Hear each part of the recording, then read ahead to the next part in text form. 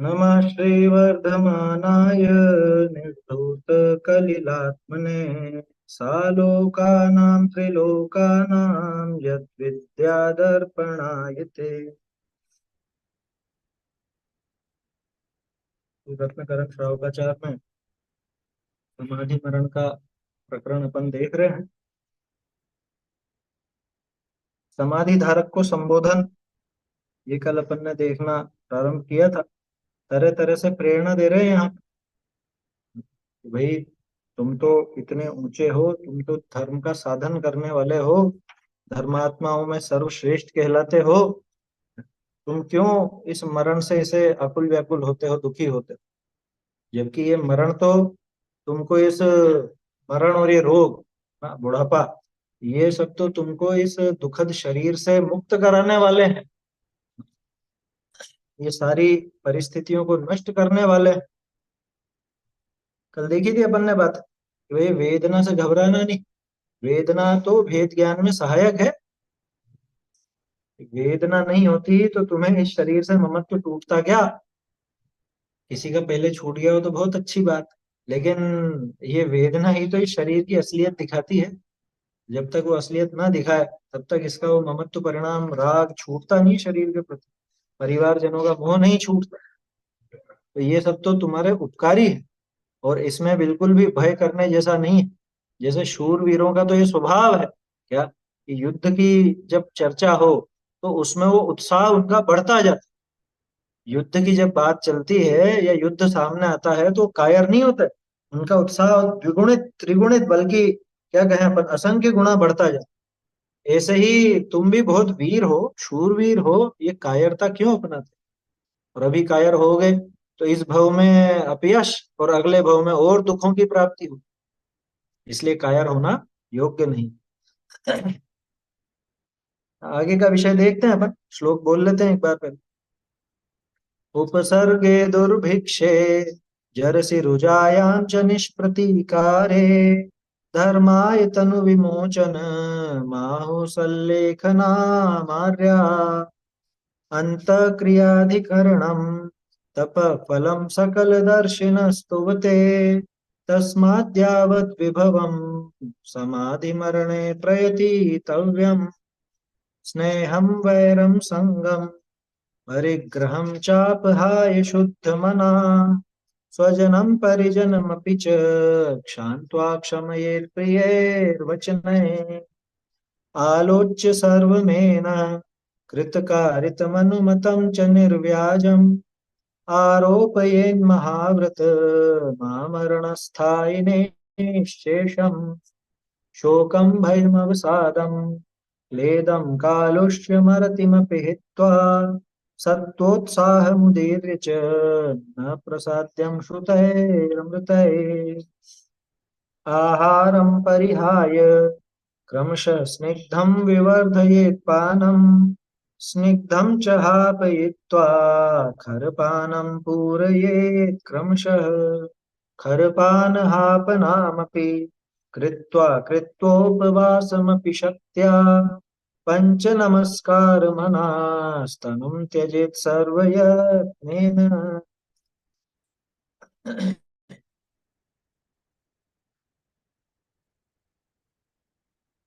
चलिए अब आगे का विषय अपने को देखना है। समाधि धारक को जो संबोधन चल रहा है इसे देखते हैं अपन ढूंढाई से।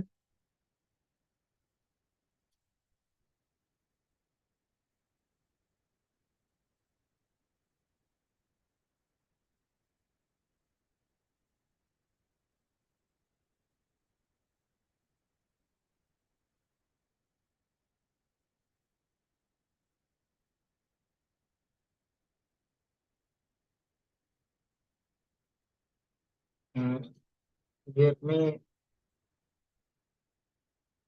क्षत्रिय वाला उदाहरण हो गया था ना, दीनता कायरता नहीं दिखाते हैं।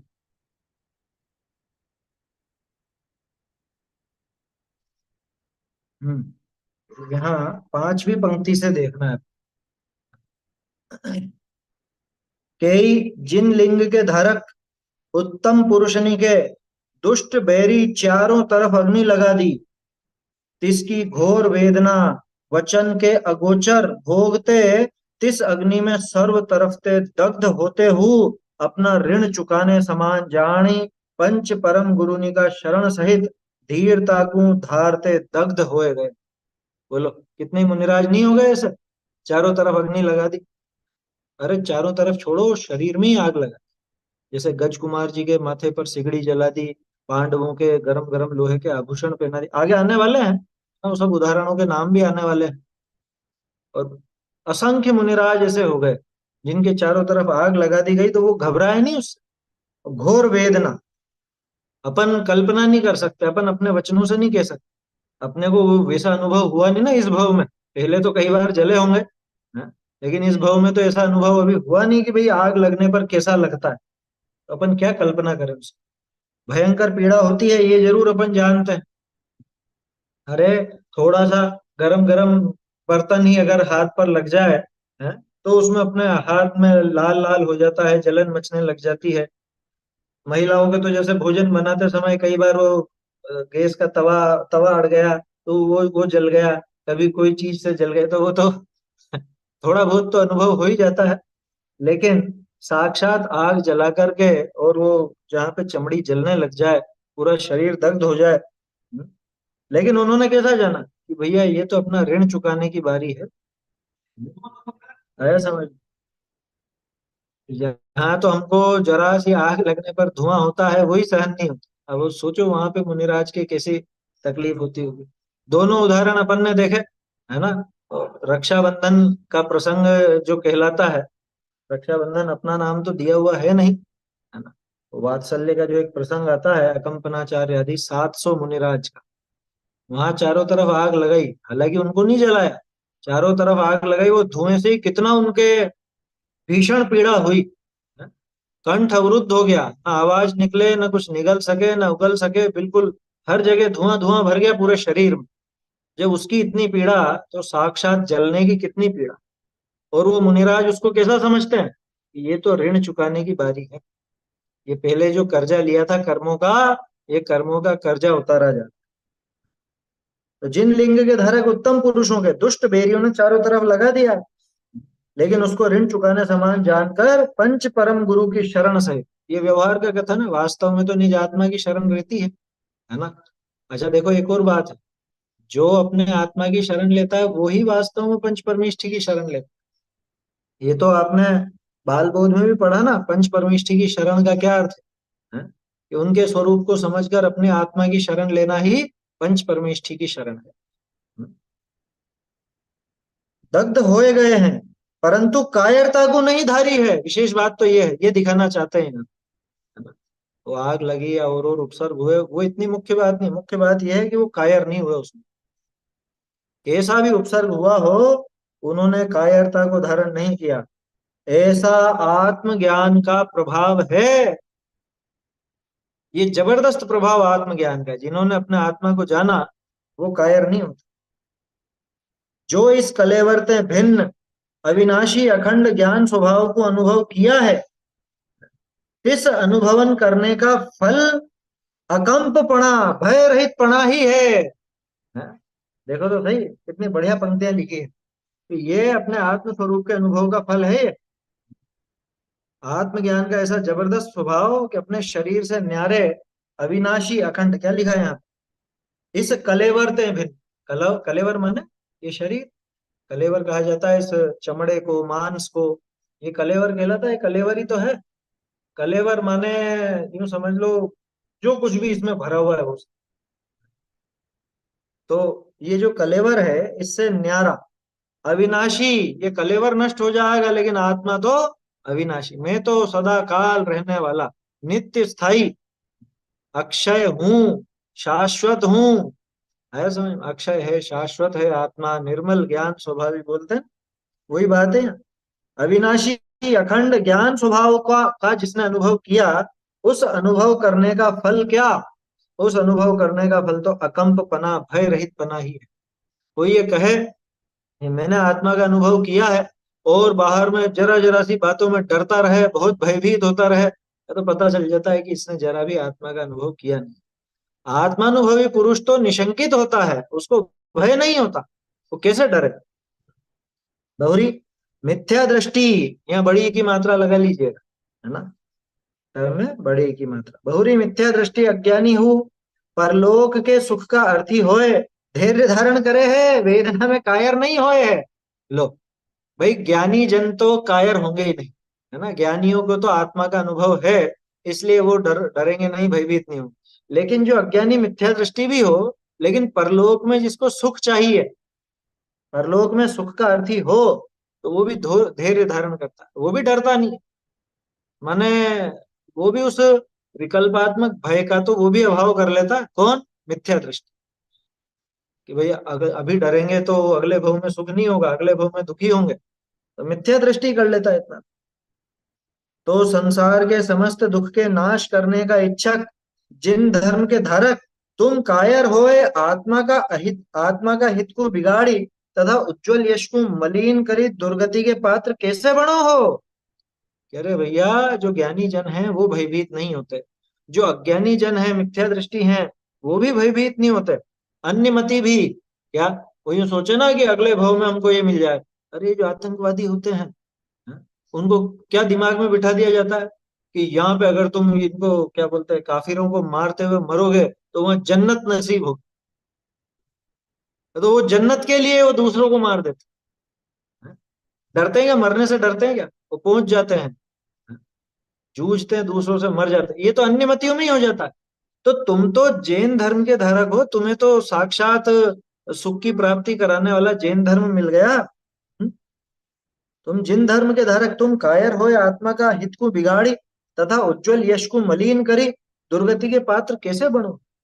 भैया तुम आत्मा का बिगाड़ मत करो, है ना, आत्महित का बिगाड़ मत करो, उज्जवल यश का, स्वयं का जो उज्जवल यश है, और जिन धर्म का जो यश है उसको मलिन मत करो, दुर्गति का पात्र मत बनो।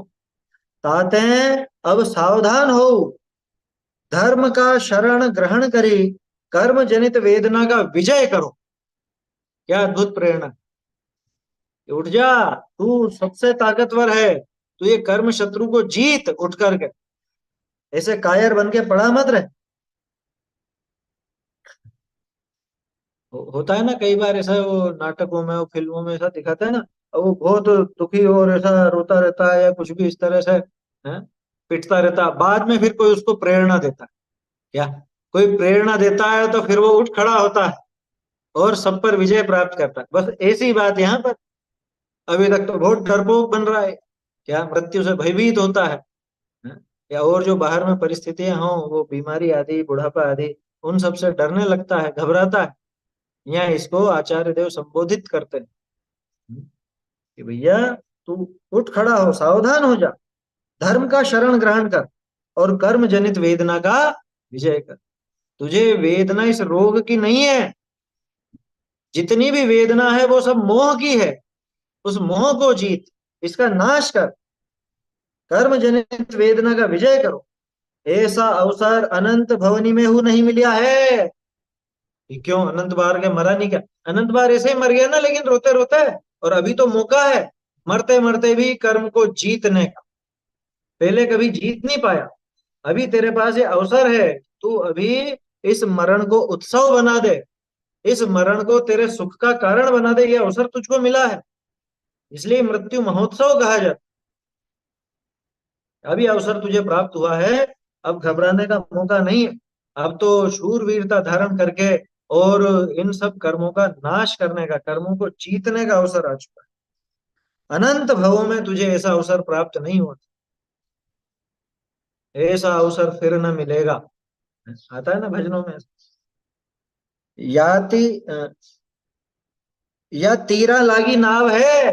क्या बस किनारा आ ही गया है, अब घबरा मत। तीरा लागी, तीर होता है ना नदी का तीर, तीर माने किनारा। तीरा लागी नाव है, अब प्रमादी रहोगे तो डूब जाएगी। कि जिंदगी भर तो तुमने बहुत अच्छे से और सब धर्म का पालन किया, अब क्यों घबराते हो? अब तो किनारा आ गया है, अब नहीं डरना।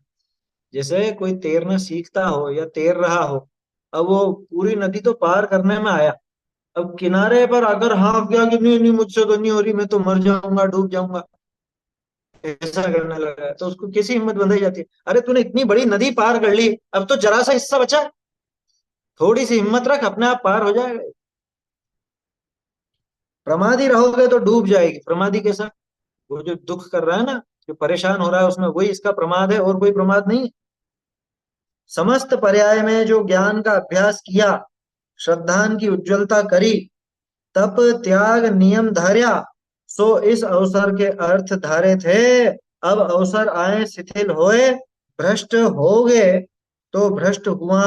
और समता छोड़े, रोग तथा वेदना तथा मरण तो टलेगा नहीं।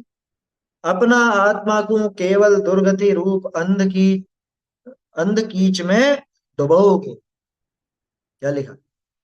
ये पूरे समस्त पर्याय में तो ज्ञान का अभ्यास किया है ना। पूरी जिंदगी ज्ञानाभ्यास में लगाई, पूरी जिंदगी शास्त्र अभ्यास किया, और तत्व विचार भी किया, है ना, धर्म का पालन किया, कुल मिला के, है ना, इस मार्ग पर लगा रहा पूरी जिंदगी। और श्रद्धान की उज्ज्वलता की, तप त्याग नियम धारे, ये सब किया ना जीवन भर। सो इस अवसर के अर्थ धारे थे। क्यों किया था बताओ? पूरे जीवन भर किसके लिए किया था? हाँ? तो देखा भी तो सही अपन ने पहले, अंत क्रियाधिकरणम तप फलम सकल दर्शिन स्तुवत। अंतिम क्रिया के लिए ही, है ना, अंतिम क्रिया ही उस सारे का आधार जीवन का हो सकता। और वो मृत्यु महोत्सव पाठ में आई थी ना बात, कि जीवन भर तपे हुए तपों का, और धारण किए हुए व्रतों का, और पढ़े हुए शास्त्रों का फल तो समाधि मरण ही आया था ना उसमें। तो सारे जीवन जो तूने किया, वो किसके लिए किया था? इस अवसर के अर्थ धारे थे। अब अवसर आए शिथिल होए, भ्रष्ट हो गए। अब अगर अवसर आने पर, मौका मिलने पर, अब जब ये अवसर आ गया है, और अभी तुम शिथिल होकर के अगर भ्रष्ट हो जाओगे, और समता छोड़ करके रोग और वेदना में पीड़ित होगे, या इसमें दुख महसूस करोगे, तो भाई मरण तो टलने वाला है नहीं, लेकिन तुम्हारा जीवन का किया धरा सारा निष्फल हो जाएगा। अपना आत्मा को केवल दुर्गति रूप अंध कीच में डुबोगे। ये जीवन भर जो तुमने किया वो सारा तो व्यर्थ जाएगा ही सही, और आगामी भवों में भी, क्या लिखा, अंध कीच, दुर्गति रूप अंध कीचड़, अंध कीच में डुबोगे। अंध कीच किसको बोलता है? कीचड़ भी कोई अंधा होता है? अरे दलदल, दलदल का दूसरा नाम अंध कीच। कोई निकल नहीं पाता ना दलदल में, एक बार डूबने लगा तो फिर कितने ही हाथ पैर मारे, नीचे ही जाता जाता। वैसी स्थिति है, अंध कीच में डुबोगे। देखो यहाँ पे भी एक चीज ध्यान देने की है, अपना आत्मा को, अपनी आत्मा नहीं लिखा सदा सदा, है ना। ये बात अपन कई बार करते हैं ना, कि आत्मन शब्द पुल्लिंग है, तो अपना आत्मा, ना कि अपनी आत्मा। महिलाएं क्या बोले? कि महिलाएं भी अपना आत्मा ही बोले, अपनी अपनी नहीं, है ना। वो तो शरीर स्त्री पर्याय का मिला हो भले, लेकिन आत्मा तो पुरुष ही है। अच्छा, पुस्तक में अपनी कर रखा है क्या? तो अपना कर दीजिए, कायर होकर। ये तो हो गया ना।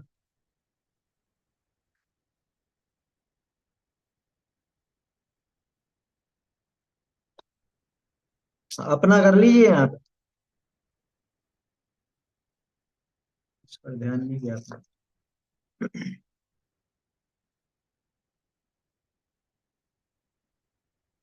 है ना। ये चीजें ध्यान देने की हैं। ये विद्वानों ने क्या प्रयोग किया और हम क्या प्रयोग करते हैं। आजकल ज्यादातर लोग तो बस अपनी आत्मा, अपनी आत्मा, वो यूं सोचते हैं आत्मा में आ की मात्रा लग रही है तो स्त्रीलिंग हो गया। जिसमें भी आगे आ की मात्रा लगी वो सब स्त्रीलिंग के शब्द नहीं होते, है ना। जैसे पिता, पिता क्या स्त्रीलिंग शब्द हो गया क्या? पिता में आ की मात्रा लगी। राजा, है, सविता, अब वो सविता को लड़की का नाम समझते हैं, सविता सूर्य का नाम है। समझ में ही बात, ऐसा है। इकारांत भी पुल्लिंग शब्द होते हैं, और स्त्रीलिंग भी होता है। आकारांत भी पुल्लिंग शब्द होते हैं, स्त्रीलिंग भी होते हैं, दोनों तरह के मिलते हैं। इसलिए उसमें ऐसा आश्चर्यचकित या ऐसा घबराने की जरूरत नहीं है। अपना आत्मा, भाई आत्मन शब्द पुल्लिंग है, ऐसा है। खैर वो तो भाषा की बात थी। क्या कह रहे हैं? अ, बहुरी, जो लोक में मरी रोग आ जाए, मारी लिखा, मरी है असल में, वो मरी होता है ना। मरी मतलब जैसे प्लेग, प्लेग को कहा जाता है, महामारी फैलती है। जो मरी रोग आ जाए, तथा दुर्भिक्ष आ जाए, अकाल पड़ जाए, तथा भयानक गहन वन में प्रवेश हो जाए, कहीं ऐसी जगह फंस जाए, उलझ जाए, है ना, जैसे अनंगसरा पहुंच गई थी जंगलों में। तथा दृढ़ भय आ जाए, कोई ऐसा कारण उपस्थित हो जाए बहुत भयंकर। तथा तीव्र रोग वेदना आ जाए, कोई बड़ा भारी ऐसा रोग लग गया हो, है ना, कोई ऐसी वेदना जिसमें मतलब ऐसा रोग जिसमें भयंकर पीड़ा होती हो निरंतर, सिर में, पेट में, बदन में, कहीं पे भी भयंकर पीड़ा होती हो, ऐसी वेदना आ जाए। तो उत्तम कुल में उपजे पूज्य पुरुष मरण करे, परंतु निंद्य आचरण नीच पुरुषनी की ज्यों कदाचित नहीं करे। क्या, जो उत्तम पुरुष है, ऊंचे कुल वाला है, वो क्या नीच पुरुष जैसा काम करेगा क्या? कैसा भी मरण आदि का प्रसंग आ जाए, वो नहीं कर।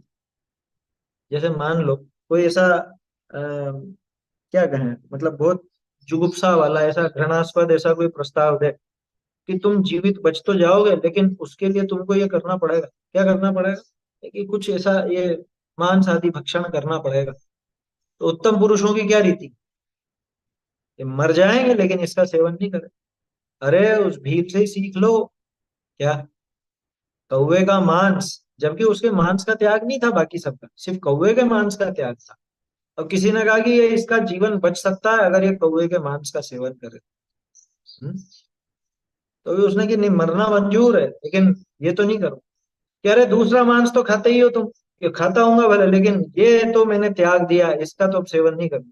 जीवन में एक ही तो उत्तम पुरुषों जैसा कार्य किया है, इसको भी क्या मैं छोड़ दूं, इसको भी कलंकित कर दूं क्या?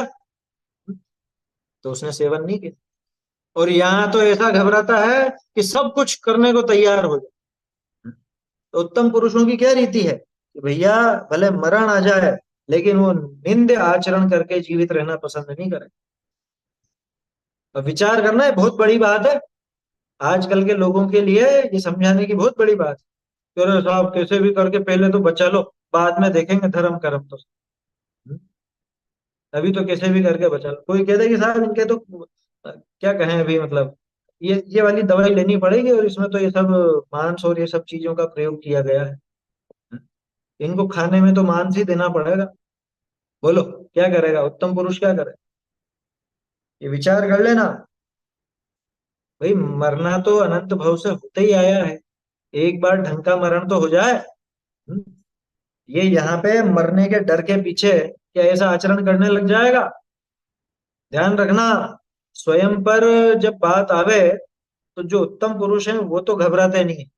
स्वयं पे आवे तो सहन कर ले, लेकिन परिवारजनों पर आवे तो क्या करें फिर? हैं? माँ बाप पर आवे तो, पत्नी पर, पति पर आवे तो, बच्चे बच्ची पर, और बच्चों को तो बचाना तो पड़ेगा कैसे भी करके। अभी तो बचावे, बाद का बाद में देख। ऐसा काम नहीं करना चाहिए। सुनने में अभी तो अच्छी लग रही है, प्रैक्टिकल जब सामने मौका आता है तब बड़ी असमंजस की स्थिति खड़ी हो जाती है अधिकांश लोगों के। लेकिन ध्यान रखना, धर्म जिसने आगे रखा है, धर्म को जिसने आगे समझा है, हम्म, वो एक शब्द आया था ना, भजन में भी था, रानी लाल धर्म अगाऊ धारो। धर्म को आगे धारण करो, श्रेष्ठ सबसे ऊपर स्थान दो उसको।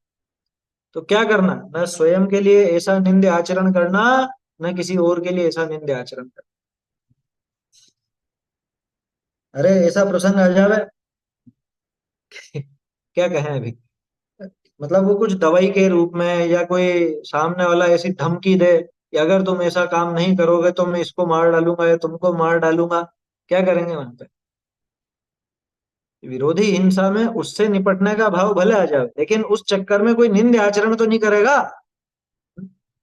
मरण उपस्थित हो जाए, मरण उपस्थित हो जाए, लेकिन वहां पे नीच पुरुषों की ज्यों कदाचित नहीं करे। कौन? जो उत्तम पुरुष होते हैं वो ऐसा नहीं करते। अब विचार कर लेना, अपन उत्तम पुरुष हैं या निंद्य पुरुष? या नीच आचरण नहीं करना।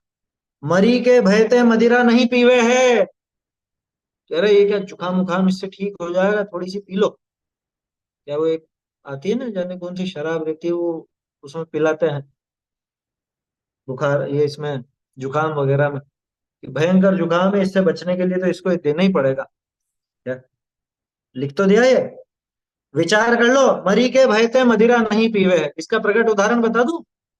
अभी जो कोरोना काल में है, कोरोना के भय से, उस बीमारी के भय से, है, वो जिसमें भयंकर हिंसा थी, ऐसे वो टीका वीका उसका प्रयोग किया क्या? अधिकांश लोगों ने तो किया। कह रहे पहले जीवित रह जाओ, धर्म तो बाद में सध जाएगा। यहाँ क्या कह रहे हैं? मरी के भय ते मदिरा नहीं पीवे है, उत्तम पुरुषों का आचरण तो ये है। समझ में आ रही है बात? तो कि कोई दिक्कत नहीं है, होगा जो देखा जाएगा, पहले तो सावधानी रख लेंगे हम, तो नहीं होगा, है ना। और हमको जिसके बारे में पता चल गया कि इसमें तो साक्षात बड़े बड़े त्रस्त जीवों का घात करके तैयार किया गया है, आया था ना, गाय के भ्रूण से ही सीधा, मतलब उसको ही निकाला जाता है और उसके उससे बनाया गया, वो सब जो तैयार हुए थे इंजेक्शन उसके, कोवैक्सीन और वो क्या क्या नाम थे। तो मरी के भय से कोई मदिरा नहीं पीता। उत्तम पुरुष तो नहीं पिएंगे, है ना। कि नहीं, पीना पिया थोड़ी ना था, हमने तो लगवाया था, एक ही बात है ना। वो पीना या लगवाना वो तो एक ही बात है।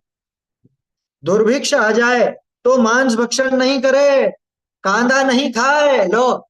गजब लिख दिया। नीच चांडाल दिखने की उच्छिष्ट नहीं भक्षण करे है। दुर्भिक्ष आ जाए साहब, अकाल पड़ जाए तो क्या करो? पहले आपको ध्यान हो तो, बहुत समय पहले, 2-1 साल पहले की बात होगी शायद, तब अपने सभा में ऐसी चर्चा भी आई थी कि मान लो किसी ने ऐसा प्रश्न किया, वो एक आईएएस की तैयारी करवाता है, उसने ऐसा प्रसंग रखा क्या, कि आप कभी फंस जाओगे ऐसे ऐसे द्वीप पर फंस जाओगे और वहां पे कुछ भी नहीं है खाने पीने का, मान लो ऐसी जगह पर फंस गए, तो फिर क्या करोगे आप? हैं? पहले दिन तो चलो नहीं खाओगे, दूसरे दिन नहीं खाओगे, लेकिन भूख जब दिमाग पर हावी हो जाएगी, तब वहीं पे मछलियों को मार कर ही खाओगे। मछलियों के अलावा और कुछ भी नहीं है वहां। उसको जैन दर्शन की जरा भी एबीसीडी पता नहीं, और वो जैन दर्शन के ऊपर बोला था, इस वजह से वो बात याद है। उसने क्या कहा, जैनों की अहिंसा बहुत भोली सी है, बिल्कुल मतलब ना समझी जैसी। अरे ना समझी जैसी कि तुझे पता ही नहीं भैया, हमारे यहाँ शरीर त्याग देते हैं लेकिन मांस भक्षण नहीं करते शरीर बचाने के लिए। हम्म? एक शब्द का उसने प्रयोग किया था, हाइपोथेटिकली, मतलब कल्पना कर लो, ऐसा होगा तो नहीं लेकिन मान लो। क्यों मान लूं मैं ऐसा? क्यों मान लूं? हैं? कि ऐसे द्वीप पर जा फंसे, क्यों जाऊंगा मैं ऐसे द्वीप पर, पहले तो ये बताओ, ऐसे द्वीप पर मैं क्यों जाने लगा? कि नहीं कोई व्यंतरी उठा के ले जाए तुमको तो, कि हाँ तो ले जाए तो वो प्रसंग अलग है, और ले भी गया तो हमारे यहाँ तो समाधि मरण की व्यवस्था है। हमारे यहाँ ये बात ही नहीं है कि जीने के लिए क्या करेंगे। हाँ? जीने के लिए मैं तो अपने ज्ञान दर्शन चैतन्य प्राणों से जीवित ही हूँ हमेशा। इस शरीर को टिकाए रखने के लिए ऐसा काम तो नहीं करेंगे ना। ये बातें ध्यान रखने की हैं। क्यों? कि जो लोग ऐसी बातें करते हैं, कैसी, कि शरीर को बनाए रखने के लिए, शरीर को स्वस्थ रखने के लिए तो ये लेना ही पड़ेगा, इस बीमारी से बचने के लिए तो ये करना ही पड़ेगा। हैं? अरे अपन लोगों में इसीलिए कमजोरी रहती है, अपने में इसीलिए ताकत कम रहती है, अपन ये चीजें नहीं खाते हैं ना, ज्यादा प्रोटीन और ये ज्यादा क्या क्या चीजें रहती है जो, है कि अपन मांस भक्षण तो करते ही नहीं है, तो अपनी हड्डियां कमजोर हो जाती है विटामिन डी की कमी से। बोलो, ऐसे बहानेबाजी करते हैं लोग बाग, और उसका पक्ष लेते हैं कि मौका पड़ने पे मैं तो कर लूंगा, मैं तो इसका भक्षण कर लूंगा, मौका पड़ेगा तो ये घर वालों को बचाने के लिए तो कर लो। कि वो मौका तो पड़ेगा जब पड़ेगा, या नहीं पड़ेगा, लेकिन तूने तो उसका पाप अभी बांध लिया। तेरे भाव इतने निकृष्ट हो गए, इतने नीच कुल जैसे हो गए। हैं? क्या लिखा है यहाँ पे? दुर्भिक्ष आ जाए तो मांस भक्षण नहीं कर। वो उत्तर भारत में 12 वर्ष का जब अकाल पड़ा था, लोग बाग पेट फाड़ फाड़ करके खा गए थे ना, बाद में मांस भक्षण करने लगे। बहुत सी जगह पे यही कहावत है कि ये अन्य देशों में मांस भक्षण की प्रवृत्ति कैसे बढ़ी, कि वहां पे अनाज कम होता है ना, तो वो मांस खाने लगे। क्या कहा है यहाँ पे? भैया ऐसा हो जाए तो मांस भक्षण नहीं करे, कांदा नहीं खाए, मांस भक्षण तो छोड़ दो। कांदा नहीं खाए, कांदा, कांदा समझते हैं? कांदा माने प्याज। प्याज को कांदा बोला जाता है, और कांदा तो नाम लिया है, जो भी जमी कंद है, कांदा का मतलब जमी कंद। इसमें दिया कि क्या लिखा है इन्होंने? हाँ, कंद आलू लिख दिया ना। जमी कंद आदि का भक्षण नहीं करता, कब? कब नहीं करे? अरे अकाल पड़ जाए तो भी नहीं करे। और ये इतना दुष्ट हो गया, जैन कुल में पैदा होकर के जमी कंद का भक्षण करता है, आलू प्याज लहसुन गाजर मूली अदरक, है, साबूदाना, और ये खाता है, ये जैन कुल में पैदा होकर ऐसा नीच काम करने लगे। ये लाइनें तो अंडरलाइन करने जैसी है कि अकाल आ जाए तो भी नहीं खावे उच्च कुल का व्यक्ति। जो उच्च कुलीन है, ऊंचे कुल का है, धर्म वर्म तो आगे की बात। अभी तो जिसको अपने उच्च कुल की गरिमा हो, जैन कुल की गरिमा हो, है ना, ये मैं कह रहा हूँ कि ये तो यहाँ लिखा रहा है ना, सदाशिव जी ने लिख दिया यहाँ पे, है? दुर्भिक्ष आ जाए तो मांस भक्षण नहीं करे, कांदा नहीं खाए, नीच चांडाल आदि की उच्छिष्ट का भोजन, उच्छिष्ट नहीं भक्षण करे। चांडाल आदि का उच्छिष्ट, कि कुछ चीजें ऐसी चलती होंगी जो उनका वो जूठनी आती होगी, है ना, बाजार में वही लेकर के आते हैं ना बहुत से नीच कुल के व्यक्ति, वो सब चीजें उगाते हैं, जैसे सिंगाड़ा हो गया या और चीजें हो गई, बहुत सी चीजें हैं वो उनकी जूठन रहती है या कि साहब दवाई तो ये दे देगा, ये बनाता है, इसके मुंह में चबाता है वो पत्तियां वत्तियां और फिर दवाई बनाता है, और फिर ये तुमको दवाई लेनी पड़ेगी, ऐसा काम नहीं करेगा। चांडाल आदि का उच्छिष्ट नहीं भक्षण कर। क्या लिखा? दुर्भिक्ष आ जाए तो, मतलब अकाल पड़ जाए ना तो भी मांस आदि का सेवन नहीं करेगा, ऊंचे कुल का व्यक्ति। और क्या लिखा? जमी कंद का सेवन नहीं करेगा। कब? अकाल आ जाए तो भी नहीं करेगा। तो सामान्य परिस्थिति में इसको क्या पड़ी है जो ये अभक्ष भक्षण करता है? सोचो, पूरे जैन दर्शन की, जैन कुल की गरिमा मिट्टी में मिला दी इसने। ये तो अंडरलाइन कर लो क्या। और अपने जो रिश्तेदार हो ना, कोई ऐसा काम करते हो तो उनको जरूर बताना। दुर्भिक्ष आ जाए तो भी मांस भक्षण नहीं करते, कांदा आदि नहीं खाते। अच्छा, और बाद में फिर बहाना क्या बनाते हैं कि साहब ये तो हम सुबह सुबह सारा पुण्य कमा के आ जाते हैं ना, या पिछले दिन का पाप सारा सुबह धो डालते हैं काई में, वो पानी डालते हैं ना धारा, है। यहाँ अभक्ष भक्षण छूटा नहीं है, और यहाँ पे अभिषेक, शांति धारा या पूजन आदि करके खुद को परम पवित्र समझने लग जाते। उसमें देखा था ना अपन ने, जिन प्रतिमा यथावत स्वरूप, और इसमें भी आया कहीं पे, भगवान के वो प्रतिमा को हाथ लगाने लायक नहीं वो व्यक्ति, जो अभक्ष भक्षण करता हो, जमीकंद आदि का सेवन करता हो, अरे किसी भी प्रकार का व्यसन हो, वो जिनेंद्र देव की प्रतिमा को छूने लायक नहीं है। ऐसा स्पष्ट है। अब वो अपन ने नोट करके नहीं रखा अलग से, नहीं तो वो भी कायदे से नोट करके रखना चाहिए, क्योंकि ज्यादातर लोग ऐसे ही दिखते हैं, है ना, वो वही झूमते हैं। और यहाँ तो क्या सोचता है कि मैं तो महाराज को आहार दे दूंगा, मैं प्रतिमा पर वो धारा कर दूंगा और इससे मेरे सारे पाप गल गए, हैं? और खुद को बड़ा धर्मात्मा समझ।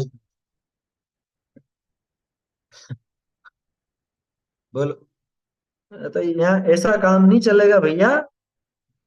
कांदा नहीं खाए, नीच चांडाल आदिकने की उच्छिष्ट नहीं भक्षण करे, और इसको जरा भी शर्म नहीं लगती, है, बाजार की वस्तुओं का सेवन करता है बिना देखे जाने। अच्छा, स्वीकार नहीं करता। गजब की बात है, छोटे छोटे बच्चों के दिमाग में भर दिया जाता है। मुझे एक प्रसंग याद आ गया, है?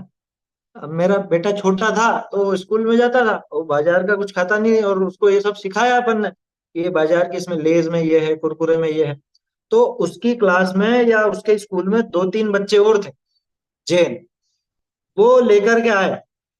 उसने ये कहा कि अरे इसमें सुअर का मांस वाला वो मिला हुआ है केमिकल, ये पढ़ लो पीछे क्या क्या लिखा हुआ, और इसके अंदर तो प्याज है, लहसुन है, ये है।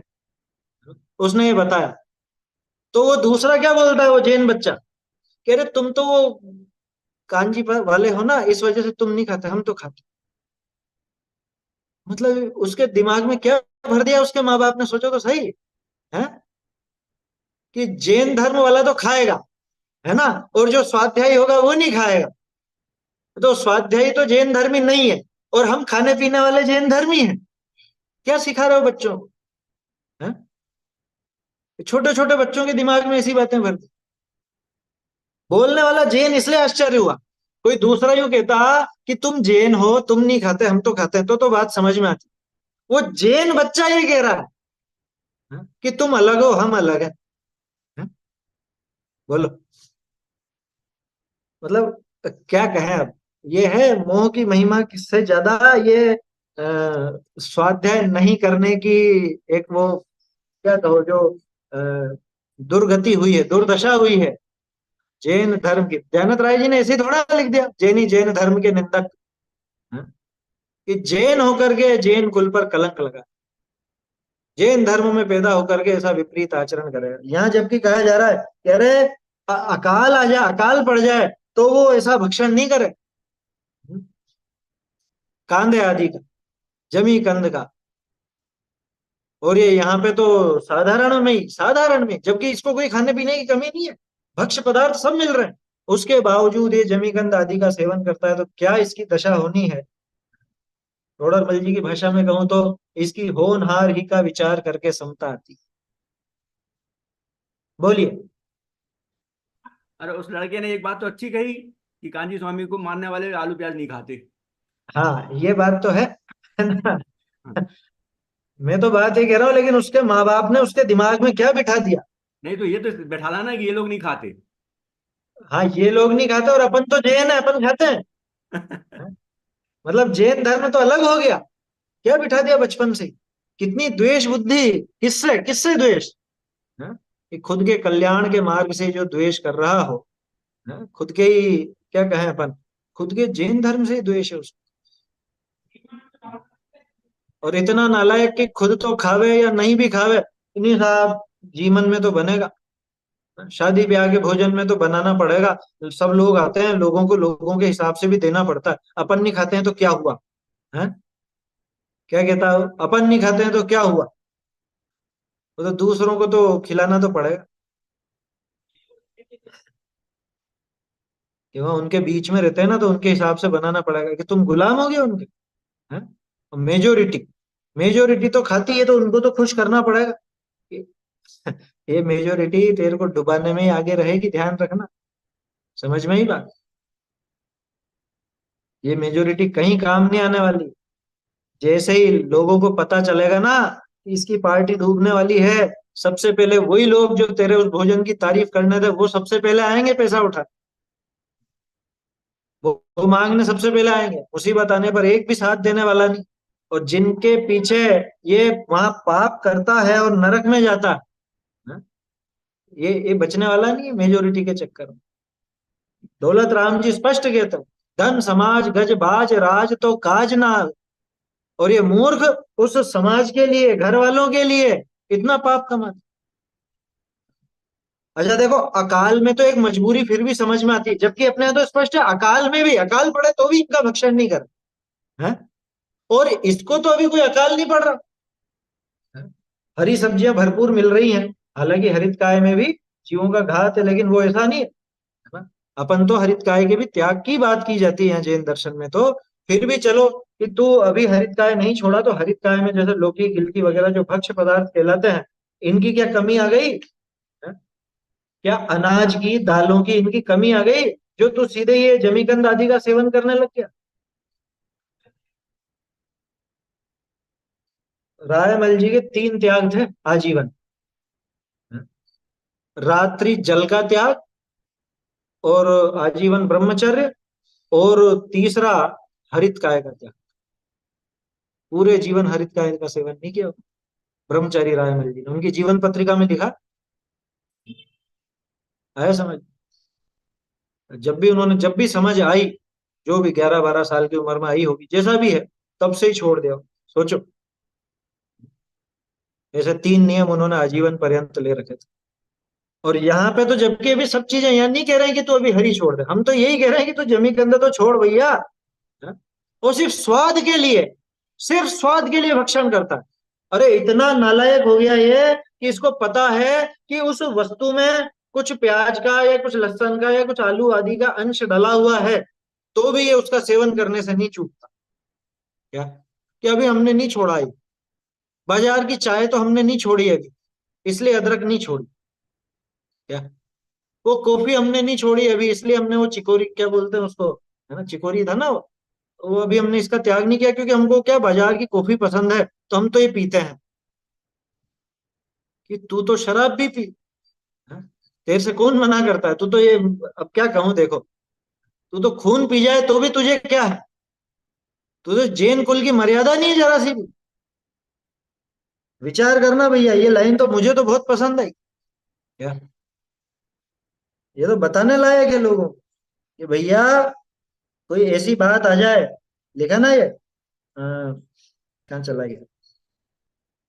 दुर्भिक्ष आ जाए तो मांस भक्षण नहीं करे, कांदा नहीं खाए, नीच चांडाल आदिग्नि की उच्छिष्ट नहीं भक्षण करे। वो बाजार में बनाने वाले और वो कंपनियों में जो पैक होकर के आ रही है, वो कौन बना रहे हैं, क्या बना रहे हैं, हैं? और देखा नहीं क्या, बनते हुए फैक्ट्रियों के वीडियो नहीं आते रहते हैं क्या, वो ब्रेड पाव वगैरह कैसे बनाते हैं, बिस्किट कैसे बनाते हैं, और उसी में उनका सब पसीना और सब नाक वाक सब हमने तो हमारी आंखों से देखा है, पैरों से गूंथते हुए उसको आटे को। इतना बड़ा पूरा कमरा रहता है। हाँ? हमें तो हमारे पिताजी ने बचपन में दिखा दी थी क्या, ये ब्रेड की जो फैक्ट्री होती है ना, ब्रेड की टोस्ट की या जो भी ये बिस्किट वगैरह सब बनते हैं, कन्फेक्शनरी का आइटम बनता है। अब वहां तो इकट्ठा चाहिए, बहुत सारा माल चाहिए एक साथ। तो कोई अपने जैसे घर की परात में थोड़ी ना आटा ओसनेंगे वो आटा वगैरह जो ओसना जाता है, वो पूरे कमरे में फैला करके ओसना। अब पूरे कमरे में जब फैलाएंगे तो क्या हाथों से ओसनेंगे, पैरों से गूंथा जाता है, पैरों से। हमने हमारी आंखों से देखा है। समझ में आई बात, पैरों से गूंथा जाता है। और वो जूते पहन के नहीं, मतलब रबड़ के प्लास्टिक के जूते पहन के नहीं होता होगा, वो पैरों से ही करना पड़ता, क्योंकि प्लास्टिक में तो चिपक जाएगा, इधर उधर फैलेगा, वो ढंग से नहीं होगा। और पंखा नहीं चला सकते, तो वहां जो गर्मी होगी वो सब पसीना है, और वही सब गंदगी। अब ज्यादा क्या कहूं मैं, समझ जाओ आप। है, किसी को जुकाम भी हो रहा हो तो सब गंदगी वहां पर ही। समझ में आ रही है बात। और क्या बताऊं, पानी पताशे वाले के वीडियो नहीं देखे क्या, है? तो कितने 5-6 साल हो गए उस बात को, और ज्यादा हो। तो पानी पताशे वाला वो कहाँ कहाँ का वो नाली में बहता हुआ पानी ला करके उसमें मिला देता था। और एक ने तो हद कर दी थी, वो तो बाथरूम करने जाता और वो वही मिला देता उसमें पानी में। और वो एक लड़की ने वो अपार्टमेंट से उसके वीडियो बनाया था, बम्बई का वीडियो था, तब जाके पकड़ा गया। और लोगों को तो बहुत स्वादिष्ट स्वादिष्ट लगता। क्या कहें भैया, जैन कुल में पैदा होकर ऐसा निंद्य आचरण नहीं किया जाता।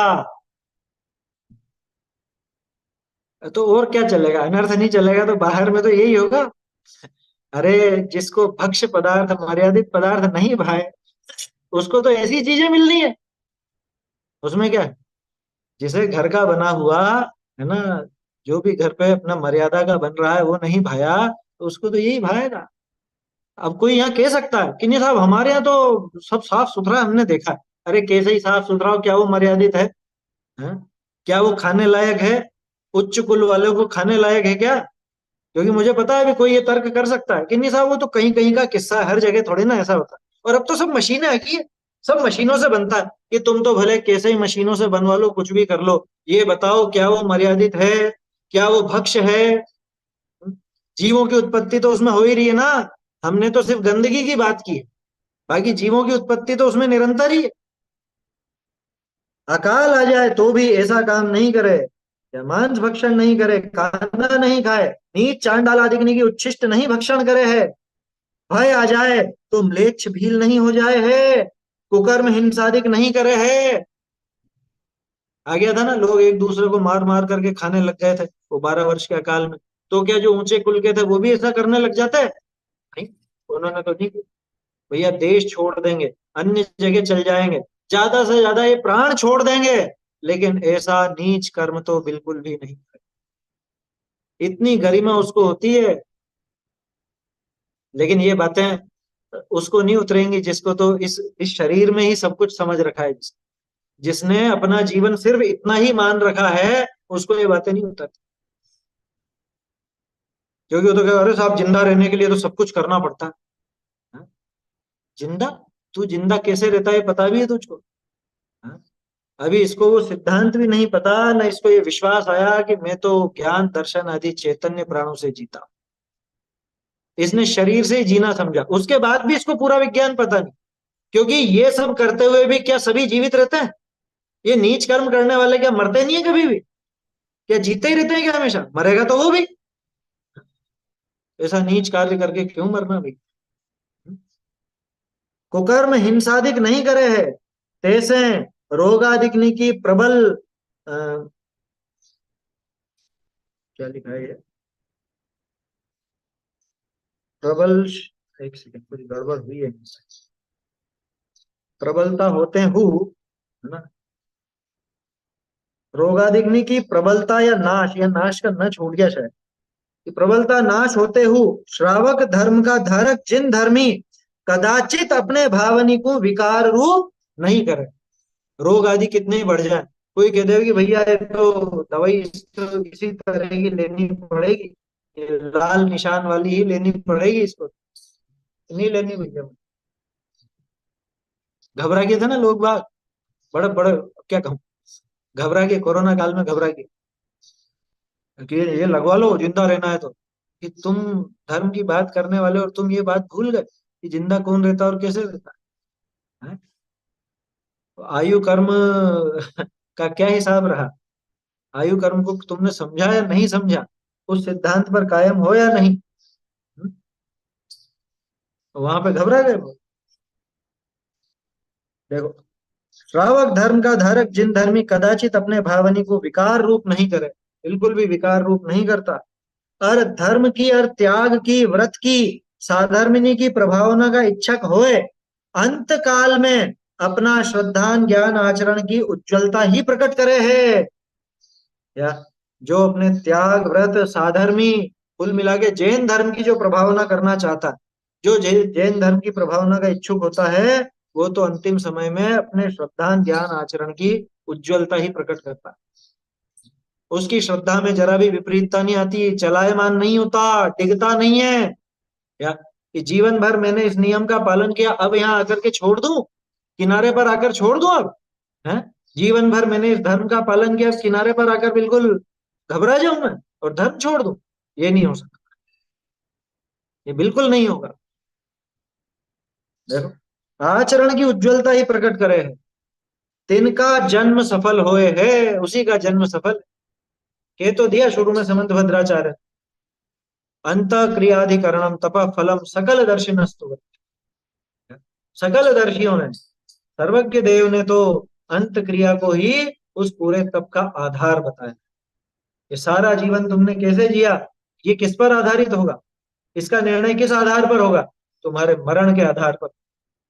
जिसने अपना मरण बिगाड़ा, वो तो पूरा जीवन बिगाड़ गया। तिनका जन्म सफल होए, व्रत तप धर्म सफल होए है, उसी का व्रत तप धर्म वगैरह सफल होता है। क्या लिखा, जगत में प्रशंसा को प्राप्त होए है, मरण करी उत्तम देवनी में उपजे। कहाँ जाएगा ऐसा जीव, देवों में ही तो पैदा होगा, उसमें तो कुछ शंका ही। और मनुष्य पर्याय में उत्तम पणा भी अ, होए है, ये हो पहला है, उत्तम पणा भी होए है। मनुष्य भी हो अगर, तो मनुष्य पर्याय में उत्तम पना होता है। जो घोर आपदा वेदना आवते हु सुमेर की ज्यों अचल होए, या कैसी भी घोर कष्ट वेदना आदि हो मरण समय पर, है ना, सुमेरु पर्वत की तरह अचल रहता। और समुद्र की ज्यों क्षोभ रहित होए, समुद्र में तरंगे उठती है क्या, समुद्र में नहीं होती, लहरें ऊपर ऊपर है लेकिन समुद्र नीचे बिल्कुल शांत, एकदम गंभीर। अरे समुद्र में हलचल होती है ना, तो ये सब तट वाले शहर बर्बाद हो जाते अगर समुद्र में हलचल होने लग जाए। समुद्र की ज्यों क्षोभ रहित होए, क्षोभ नहीं होता, क्षुब्ध नहीं होता ये, मरण समय पर। और भो धर्म के आराधक, तुम अति घोर वेदना के आवने करी आकुल मति हो। क्या, ये घोर वेदना आ गई हो, तुम आकुल व्याकुल मत हो, इस कलेवर ते भिन्न अपना ज्ञायक भाव को अनुभव करो। है? किसने लिखी है बात, ये तो अभी वालों ने लिख दी होगी। ज्ञायक भाव, ज्ञायक भाव तो अभी नाम चलता है ज्यादा, कह रहे भैया ये तो अमृत चंद्राचार्य कुंद कुंदाचार्य देव की आवाज है। सदा सुद्दीन ने लिख दिया, इस कलेवर से भिन्न, इस शरीर से भिन्न अपने ज्ञायक भाव का अनुभव करो, कि मैं तो एक जानने देखने वाला ही, मैं जो ज्ञायक एक भाव, ऐसे उस ज्ञायक भाव का अनुभव करो। और वेदना तीव्र आवते पूर्व भय वेदना के जीतने वाले उत्तम पुरुषनी का ध्यान करो। क्या, कोई वेदना हो, ऐसी तीव्र वेदना आ जाए, तो पिछले जो ऐसे बड़े बड़े वेदना के जीतने वाले महापुरुष हुए हैं, उनका ध्यान करो, वो है ना उसमें, तो तुमरे जी कौन दुख है, वो सारी बात आएगी। मृत्यु महोत्सव भारी, मृत्यु महोत्सव पाठ ही है वो। क्या? तो तुमरे जी कौन दुख है, उनका चिंतन करो जिन्होंने उन उस वेदना को जीता है। अच्छा, वेदना को जीता है, कर्म को जीता, कि उन्होंने सबको ही जीत लिया। उन्होंने अपने आत्मा का अनुभव किया, आत्मा में लीन हुए, तो सबको ही जीत लिया। क्या तो वेदना, और क्या वो शरीर, और क्या वो क्या कहें अभी अपन, कर्म, उन कर्मों को भी उन्होंने जीत लिया। जो अहो आत्मन पूर्व साधु पुरुष। हम्म, देखो अब यहाँ पे तो ये उदाहरण चालू हो गए। अब एक एक उदाहरण की बात आएगी। ये एक पैराग्राफ पढ़ लेते हैं, फिर उदाहरणों की बात आएगी। क्या लिखा है। जो अहो आत्मन पूर्व साधु पुरुष सिंह व्याघ्रादि दुष्ट जीवनी की डाढ़नी करी चाबे हुए हु आराधना में लीन होते भय तुम्हारे कहा वेदना है। हैं? पहले हो गए ना ऐसे, सिंह द्वारा खाए गए, सुकुशल स्वामी, वो सियालनी ने खाया, है, सियालनी ने खाया सुकुमाल स्वामी को। तुम्हारी क्या वेदना, उन्होंने जबकि वो उस काल में भी आराधना में लीन हुए, उस काल में भी उन्होंने अपने आत्मा की आराधना नहीं छोड़ी, तो तुम्हारे क्या दुख है ऐसा। वही बात आएगी, तो तुमरे जी कौन दुख है। आगे उदाहरणों की बात आ रही है, ये अपन कल ही देखते हैं, अभी समय भी हो गया है अपन, कल देखेंगे, इसकी चर्चा कल करेंगे अपन। तो ये वास्तव में विचार करने लायक है। क्या कह रहे हैं।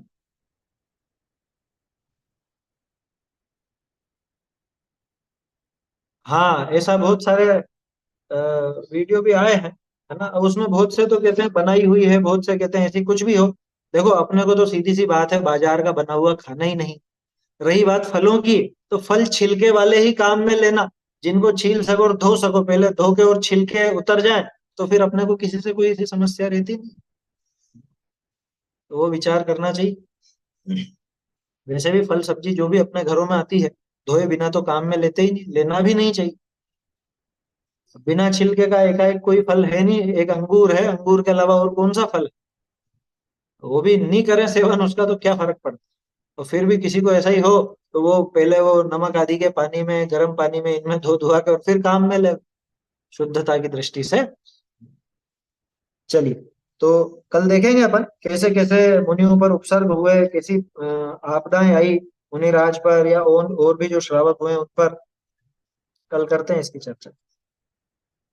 चैतन्य का स्मरण प्रतिक्षण ही करो रे, भव के अनंत दुख को क्षण में हरो रे, अक्षय अनंत निज सौख्य निधान पाओ, गाओ अरे नित इसी के गीत गाओ, वीर हिमाचल निकसी गुरु गौतम के मुख कुंड ढली है, मोह महाचल भेद चली, जग की जड़ता तप दूर करी, ज्ञान पयो निधि माहिरली, बहुभंग तरंग निसोचरी है, शुचि शारद गंग नदी,